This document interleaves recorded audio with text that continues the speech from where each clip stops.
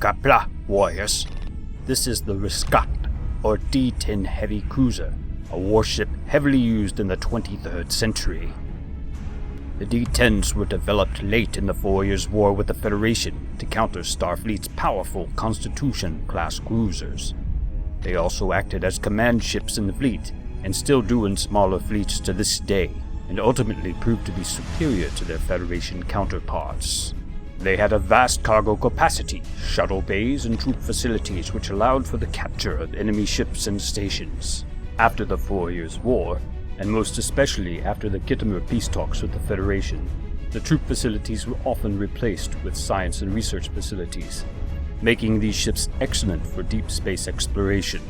Over the years, these ships have been upgraded and maintained. Their reputation as an iconic Klingon cruiser rivals that of the Katinga. These warships share many design characteristics with the older D7 and Katinga-class warships. The forward command pod is often similar or identical, allowing these ships to be built at the same facilities as the smaller cruisers.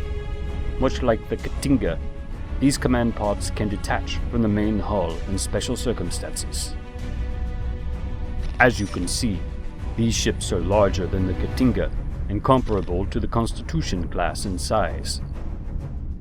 The main hull contains the engineering and drive systems, along with crew quarters and an early model's stasis capsules for hundreds of troops or marines.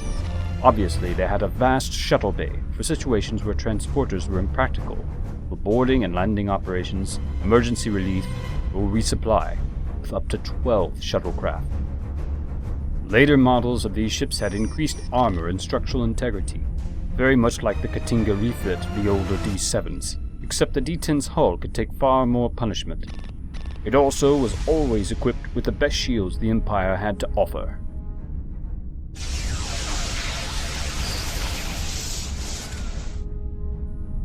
The D10 design allows for several weapon mounts with more numerous and powerful disruptors added over time.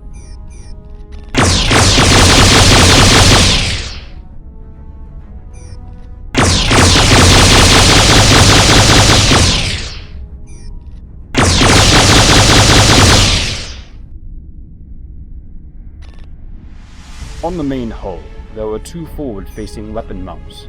The original intention of these solid weapon mounts were for heavy disruptor cannons, but squabbling among Klingon engineers never led to a working heavy disruptor for this ship, so the ship was rushed into service in the 4 Years' War with medium-sized disruptors instead. It was not until decades later that a suitable heavy disruptor was added, which extended the service life of these ships well into the 24th century.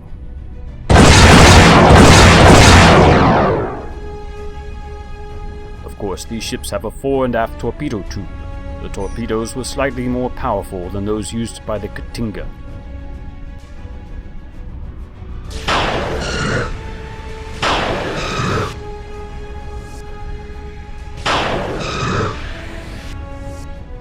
In early versions of the D10, the auxiliary power systems and impulse engines were slightly underpowered, and the ship was slow to keep up with lighter cruisers at sublight. Taking advantage of the D10's large hull chassis, more powerful impulse engines were added.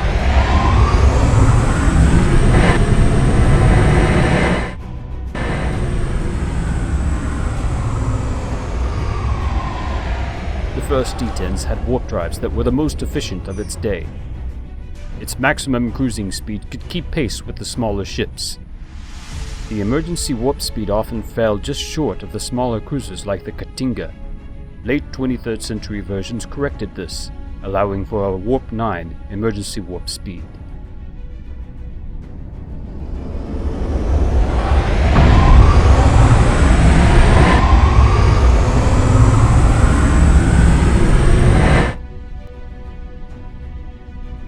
The D10 has a storied service life and history, too long to go into now.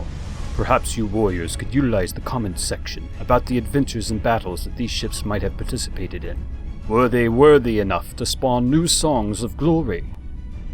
Your attention honors me. Kapla!